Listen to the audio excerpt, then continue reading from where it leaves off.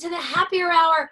Thrilled to be here on this snowy night in New Jersey where it's really cold and depressing, but nothing can make me happier than being with this group of women and our amazing guests tonight. Welcome to Kathy and Stephanie and Elizabeth and Seema and Dina and our wonderfully incredible guest tonight, Monica Ferguson. Monica is the co-founder of Solemates, and if you don't know about it, you should, you will, you'll get them tonight. It's basically a fashion solution where beauty and cosmetics meet in shoe care. It's a patented heel cap which prevents sinking into the grass. So anyone out there knows who was worn a heel, when you sink into the grass or you catch your heel in between a stone, there's nothing worse. Well, Monica and her co-founder figured out how to solve that problem. And now everyone around the world can wear their heels anywhere they want to go. The company is now in all over the United States, from CVS to DSW to David's Bridal to Amazon. And I'm sure many of you recognize Monica from being on Shark Tank on television and winning Shark Tank with this incredible idea. Soulmates have been featured in O Magazine, US Weekly, BuzzFeed, People Magazine, Real Simple, and The Today Show. And that's just a few. Now, how about this? Not only have they been featured in the media, but many celebrities are wearing Soulmates as well, including Carrie Underwood, Demi Lovato, Oprah, Gayle King, Viola Davis, and Natalie Morales. And again, that's only a sampling of the celebrities who have caught on to Soulmates. Monica Ferguson herself has been featured in the Wall Street Journal, MSNBC, Forbes, CNBC, and I could go on and on all day. Now, before we get to all of this, Monica, because we've got a lot to talk about, we need to go to Stephanie, who always starts us off with the most exciting cocktail or way to celebrate our night together. So Stephanie, take it away. Yay! Monica, I'm so excited to meet you, and I'm so excited to make this festive cocktail. All right, are we ready? It is an espresso martini with a twist, and the twist is it is rimmed with candy cane. So super duper easy. All you're going to do is you can tweak this and add whatever you like, but I'm going to do about 1.5 ounces of vodka, any kind you like. I like Kettle One. And then I'm going to do about 1 ounce of freshly brewed espresso. I just brewed this and it smelled so good. I swear I almost drank it, and I'd be up until Saturday. So some fresh espresso or coffee. And then my last ingredient is you can add a little peppermint schnapps if you like the peppermint flavor. I don't love it for my drink, so I'm gonna add a little Bailey's. And I mean, you guys know if you watch me on Coffee Talk, I don't really like to measure, and I don't really think you can mess this up. So mixing it in my very high-tech bartender Bon Maman upcycled jelly jar shaker, and you're just gonna pour it into your glass, and you're going to enjoy this while you join us for the Happier Hour. Amazing. Cheers. So good. Cheers, Love it. everybody. Cheers. Cheers. I'm excited to make that. Again, I think something that would warm you up on any cold, chilly night like we're having up here in New Jersey. That is good. Stephanie, will you have that recipe available for us? Momentarily. Thank you. Thank you, Steph. Cannot wait. Just as we cannot wait to get talking to Monica about the Soulmates and how this all came to be. So Monica, originally with Goldman Sachs, and your career was going down the financial services lane. Tell us how it all changed and how you ended up where you are today. Yeah, well, first of all, thank you so much for having me. It's so fun to be here on the Happier Hour. I've known Kathleen forever, and she's one of my favorite people, and to be on this platform is so much fun. So Soulmates was an idea that came to my business partner while we were in graduate school. We'd actually met at Goldman, both had ended up at Columbia, and both were going back to Goldman. And this plan was really just an in-class project that I fell in love with. And while writing it, it just kind of took on a life of its own. I saw its potential and I saw the path to execute it. But I had made this commitment, so I did go back to Goldman for a while. But once you're kind of seated with this strong entrepreneurial desire, very few things can really stop you. And so, I candidly approached my managers and told them what I wanted to do. They were very supportive and said, if it doesn't work, you can come back here, which I appreciated. And then sought out to do it. But truthfully, I didn't know where to begin. I mean, we often refer to like the epistemological challenge of being an entrepreneur, where you don't know what you don't know. And in the early days, that's kind of a blessing, because if you knew what you didn't know, you would never ever do it. But the naivete is really a blessing, because you know there's so much you don't know, but you assume with confidence that you will find a path. And there are enough examples of people that have done it before you that with enough networking, cold calling, and Googling, you can kind of solve any question. So, but you have this idea, you've got to go back. And your idea, and now, of course, everyone probably knows this already, but explain to us what the idea was and how, when you had the idea, how were you even going to get to the next step? Yeah, so the idea was to have a device, a small, discrete, probably disposable or reusable, but not permanent device to apply to a high-heeled shoe that would prevent a shoe from sinking into the grass. Thinking of weddings and graduations and parties and just almost every occasion in which you wear a high-heeled shoe, you're uncomfortable and you're sinking. And the whole purpose of a high-heeled shoe is to create more confidence and to make someone taller and like stand better. And so this whole idea that, you could stand and look and feel good, but the moment you moved, everything fell apart, didn't make a lot of sense, particularly when you're outside. And so the moments where you're supposed to be, enjoying yourself the most, you find yourself the most insecure. And so really the heel protector in essence was like a democratizing device to make you feel as good as you're supposed to feel at these really important moments in one's life. But again, not having a mechanical engineering background, we had no idea where to begin, but we knew that if we had a mechanical engineering background, we could probably solve for it. So we sought to find mechanical engineers to solve the problem. And we cold called them, found them on different websites, and just kind of drove around until we found someone who was as excited about the idea as we were. So for those out there, this is a really encouraging bit of advice. Like you said, you don't know what you don't know. So you have this idea, but it doesn't preclude you from going to find the resources of those who may know more about this and bringing them into the project. Yeah. There are experts in every field. And when you're sort of a proud generalist and don't think you have like any one particularly strong skill, other than the fact that you know how to find people that can do things well, it played on our strengths, which was that. Now, here, the lawyer in me has got to ask this question though. So when you do go out to seek help with an idea that you have, and is there some sort of a DNA that you send out, or, because you have this idea and you may be worried about someone copying the idea. In the early days, we were particularly concerned about what we were protecting. And so we had everyone was signing an NDA before we met with them. Okay, I just said DNA and I meant NDA. We understood. Great lawyering. We were so concerned about it that everyone signed an NDA. And the reality is no one was going to rip us off at that time. I mean, and I think it's a common thing people struggle with as an entrepreneur, where you think your idea is just so brilliant that the moment you tell anyone, they're going to run to betray you to rip it off. And I mean, I see it happening even today, or I'll have a random idea and I'm like, oh, I can't tell anyone about that yet. Like it's not ready because someone might steal it, and no one is going to steal it. I mean, once you're out there and successful, sure, people will try to copy it, but no one's going to take the risk until there's a sort of a proven, execution path for it. But having an NDA is just an important thing to have in place. The idea of actually enforcing it if someone did try to rip us off is probably never going to happen, but it gives you peace of mind, and you just kind of get used to signing them and having people sign them. And I don't think people give it a ton of thought.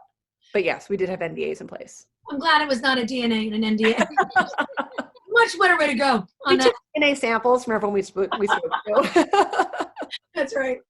So, all right. So you go and you find this mechanical engineer who's going to help you with it. Yeah.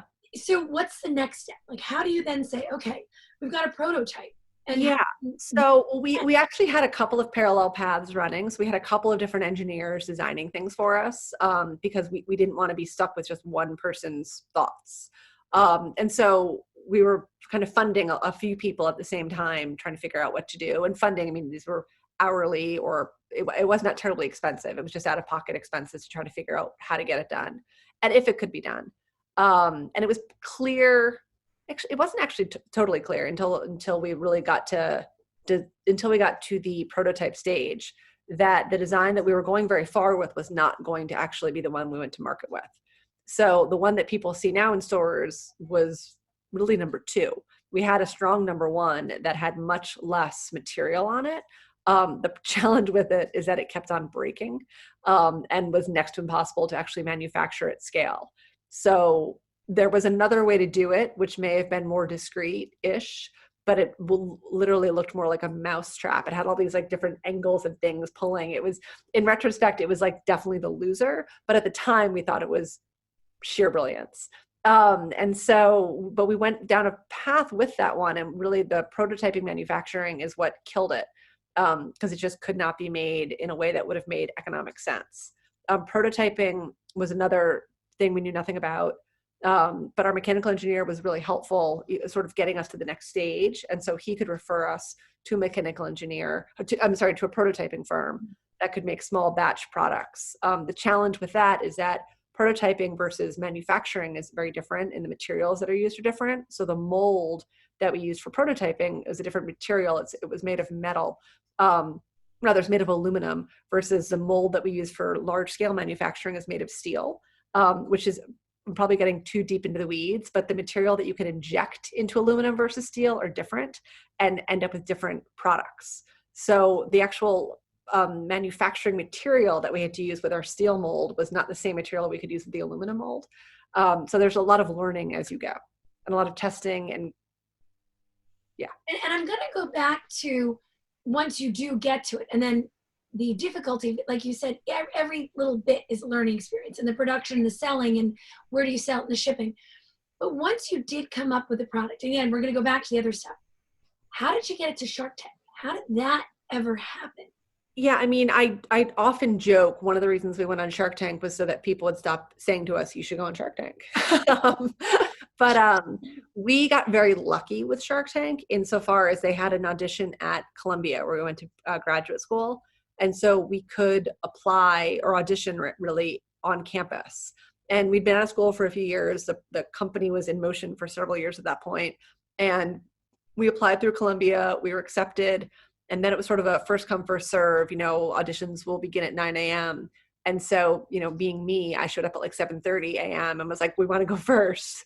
And they let us go first. It went really well. There was media in the room that was meant to be silent, but someone, I think from Forbes or Fortune, raised his hand and was like, I know I'm not supposed to talk, but I used your product at my wedding last summer in Tuscany and it was awesome. And so the producers were kind of like, okay, like, a friendly eye roll. And ultimately they brought us on to the, they led us to the next round, which was send us a 10-minute video, but you're kind of like, you're in. And we were so excited. We're like, wow, that was so much easier than we thought. So we produced this 10-minute video, which I think actually was helpful to Shark Tank, because ultimately the video was so bad and so boring and so dull that it led them to creating kind of a best practices, like what not to do for people. Because they could just pull all the things that we had done. So, I mean, to begin with, they were like, don't memorize lines. We'd memorized all of our lines. Like, don't just sit in a chair and talk. And we were literally in chairs, like arms out like this, just talking. My spray tan was so deep in the video that I was almost unrecognizable had it not been for the glare coming in from the natural sunlight that was like shining off of us, that it almost became hard to look at us. And ultimately, like even with B-roll and like terrible music, it was such a boring piece of content that I think the only person who watched it in its entirety to this day is my mom, who thought it was wonderful. But it was so bad that we actually never heard back from the producers. And this was after, you're not supposed to tell anyone that you're auditioning, you're not supposed to tell anyone you're going on. But of course, I told everyone. And I was like, no, we're going on. Like we're kind of like got a shoe in, like we got hooked up. Like, it's good. I talked to the producers, like I'm pretty confident. And then it was just radio silence. And so it was pretty humbling. And then we began to get solicited by a lot of other television shows, like business reality shows who'd seen, I'm not sure which role they'd seen, if they'd seen the video or if they'd seen the actual footage from Columbia, but that they were interested in having us on their other shows.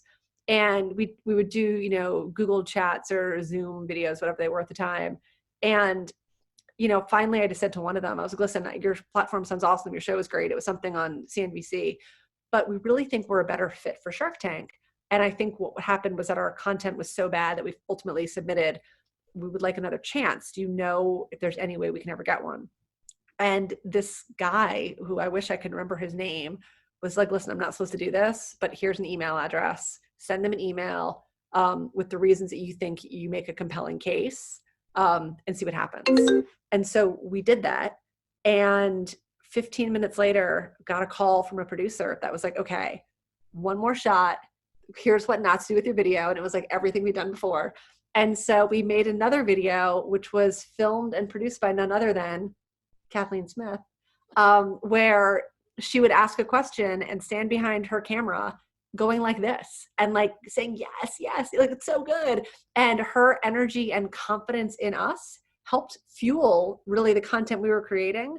And it was a shoo-in after that. Like the video was so much better. There was really no comparison in what we were doing, that it worked so well. And we were on and the show went great. And Kathleen is to credit for ultimately getting on the show. Well, that's incredibly kind, but I'm not sure I can take credit for that. Very fun doing the interview. I want to talk about something else that's very fun, is each week when Elizabeth gives us her fun things and top things to do during the week. Now, other than going out to buy Solemates immediately for your shoes, and I know not many of us are going out right now, but why not? Maybe it'll make you feel good. Go buy Solemates, put on some heels and go outside and feel like yourself again. And while we're doing that, Elizabeth, tell us what we can do while we're wearing these heels. Well, all I can tell you is that putting on a pair of heels to watch Netflix Mariah Carey special, Apple Plus's Mariah Carey special is something you must do. I sent you guys this text over the weekend. It was my happiest moment. The thing about Mariah Carey is that she thinks she's the most beautiful and best singer in the whole wide world, and she totally believes it, and I love her for it. And she takes like this COVID Christmas world, takes every friend she has, puts it in it, songs and dances, sprinkles some fairy dust, and it is so fun. It's really, really, really fun. So I say definitely that's the first thing to do. And then on the other side of the show, I didn't mean to interrupt, but that's all on the show? Yeah. It's like a whole Christmas special, and it's a story about like being in COVID and what do we do now, and we're so unhappy, and her kids are in it, and like it's just great. It's like an old-timey Christmas special, and she sings and she has the dresses, and it's divine. The other side is very exciting that Goldie Hawn and Kurt Russell are back in a movie together. It's the first time since Overboard in 1987, which is one of my favorites. This is called The Christmas Chronicles Part 2. 2 years ago, we had The Christmas Chronicles with Kurt Russell, who plays Santa. She plays Mrs. Claus. He's Mr. Claus. And it's really cute. It's no brainer. It's adorable. She's awesome. It just makes you feel good. And I love that.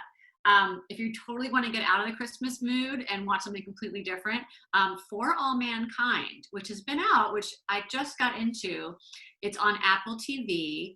It's about basically it's about the U.S. space program and NASA and how the Russians beat us to the moon, and then how that affected history throughout. So it's kind of like you take those really cool 60s Mad Men movies, and like the first woman who was on in the NASA, kind of right in the beginning. And I don't know, it's just great. It's a great thing to watch with your husband or better half, because it's really hard to find things you can both watch. And sometimes daddy doesn't really want to watch Mariah Carey. So finally, this Thursday, we talked about this when we had our awesome Broadway guest recently. Thursday night is when Tina Fey does her one night only, The Best of Broadway, at 8 o'clock. And it's going to celebrate Broadway. It's going to benefit Broadway Cares, Equity Fights AIDS. And it's everyone from Kelly Clarkson to Annalee Ashford to Kristen Bell, Jesse Tyler, Jake Gyllenhaal, Vanessa Williams. It's a whole slew of fabulous people. And that's Thursday at 8. And those are my picks. Oh, I'm so excited for all of that. I got a lot to do now in my heels. There's gonna be a lot going It on. does, I must say, putting on the heels really does make a difference and makes you feel better. And I even just go out to get the mail in my heels, and then I have grass, so I'm gonna need it. So you have the Solemates on as you go get them. Or take out the trash. Same thing. Now, in light of everything that's going on, we need our financial expert to tell us how to get through all of this now that we're in the holiday season, wearing our heels out to get everything and all these things to do. So Kathy, tell us as our financial expert, how do we get through all of this? Okay, fine. Sounds good. First thing I'll say is I think that this is brilliant, right? To be able to put this on your heel. So my son got married last year. I had these beautiful Louboutin shoes, gorgeous. And I was fine. And the photographer said, just go stand over there. And I went in the grass, ruined my heels, ruined the shoes. So my financial tip for today is going to be, Monica, how much does the product sell for? $10. Right, $10. I'd say like $9.99, $10. So for $10, I could have saved my very, very expensive shoes. So I think sometimes you have to spend a little to save a lot. And here's a perfect example. So thank you for inventing this product, Monica, and for anyone that does love to get dressed up and get outside, put it on your heel before you do so. I love that, spend a little, save a lot. That's amazing. You're right. Thank you. Kind of justifies the big purchase when you know that you can keep it going and save it for as long as you can. Exactly. It becomes the insurance policy for your expensive heels. True. That's And an you're gonna excellent need point. that in those shows. And as a financial girl, I want to give a shout out to Monica too, who shared with us earlier that she was also a financial girl, and advising on wealth matters. So I think that's awesome. Thank you. We're pretty lucky to have you guys with us tonight.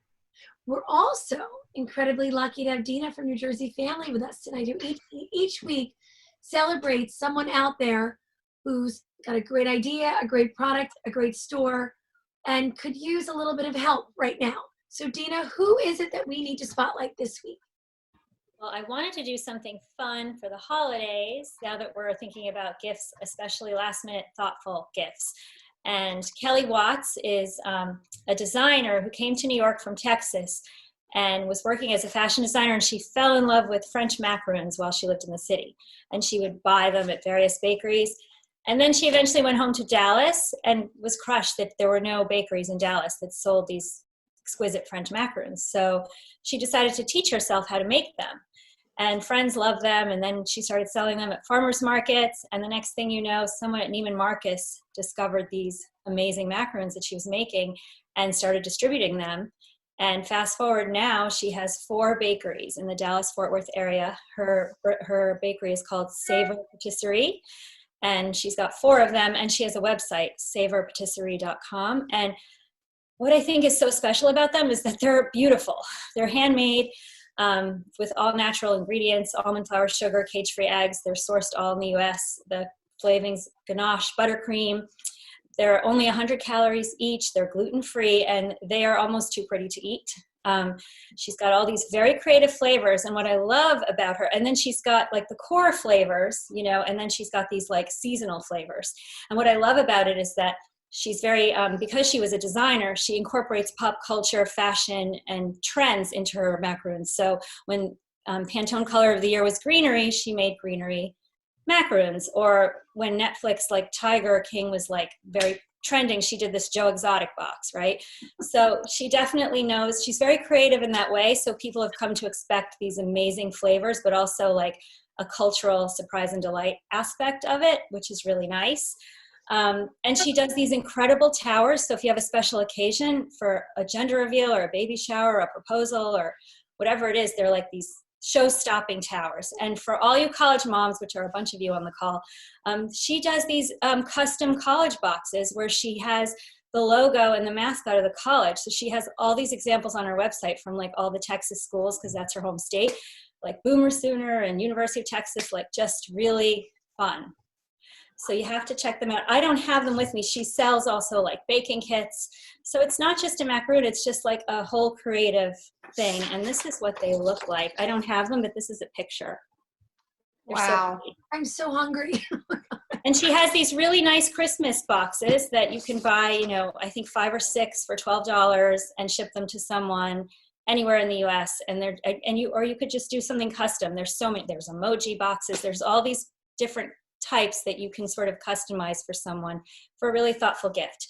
So it's savorpatisserie.com. I love it. I love hearing about all these incredible women all over the place and what they're doing and how they're doing it. And one of the fun parts of tonight is, you know, we talk about what Monica's done and the Soulmates, but Seema gets to dig a little bit deeper. So I'm going to hand this segment over to Seema, we're going to learn a little bit more about Monica that we may not have otherwise. So Seema, your turn. Hi, Monica. So Hi. great to have you. So great to see It's you. part of the show where we get to know you a little bit better beyond your soulmates. Really quick questions, and if you can't answer them, we'll move on. Okay. If you were to bring back a fashion trend, from the past, what would it be? Oh. Pass. What is your biggest inspiration in life? Who is your biggest inspiration in life? Oh, my mom, for sure. Oh, I love that. What sound do you dislike the most? Nails on a chalkboard. If you could dine with one famous person, who would it be? Oprah. What is your favorite motto? My favorite motto, you know, my mind is like rushing with so many right now, but I do think it's like, you know, what is it, that famous quote? Like, if you change the way you look at things, the way you look at things change. Oh, I love that. What is your favorite meal you can't live without? I mean, this is so sad, but speaking to a strong Jersey audience, a bagel with like butter is like my favorite food. Is it okay to sleep with socks on? When it's cold, sure. What is your biggest pet peeve? Messiness. What do you value most in your friends? Loyalty. What is one thing you dislike that everyone else loves? You know, it used to be Bravo, but I've like really reformed, and now I can't imagine living without reality TV. Love it. So, What's your favorite holiday song? Oh Holy Night. Oh, nice. Favorite condiment? Does butter count? Sure. Of course. Fiction or nonfiction? Fiction. Dogs or cats? Dogs. Beach or mountains? Beach. Beer, wine, or cocktail? Not beer, because I can't digest it properly. And I like wine, but I can't drink a lot of it. You know what I love, which is it's so embarrassing to say. I love like hard seltzer, like White Claw and Montauk Ale. I mean, I can't get enough of them. I mean, I can get Wine enough. cooler from the 80s. Yes, basically a revised wine cooler. I mean, it's so bad. No, it's actually very good. Well, the alcohol content is so low that you can have like a couple of them and feel fine. Whereas like wine goes right to my head. Well, you pass. Okay. Oh, So Monica, we're going to get into, and that was amazing, and we're going to get into all the things that you've done, the production, the distribution, Shark Tank. But for those out there who want to reach out to you, as we mentioned, you're in stores all over the place, from David's Bridal to DSW Shoes to Amazon. But what's the best way to find you? Our website, thesoulmates.com, or Amazon, just searching for Soulmates Heel Protectors. We have a whole line of products. You know, we have like a couple dozen different products that we offer now for shoe comfort, foot health, really anything from the ankle down we try to cover. What's so inspiring about this, and as Kathy mentioned before, that Monica came from a financial background originally at Goldman Sachs, had an idea, left Goldman Sachs to do this. And I think the number one lesson that it gives to us all out there right now is anything is possible. Anything can happen. Anything we think of, we can try at least and give it a shot and keep morphing.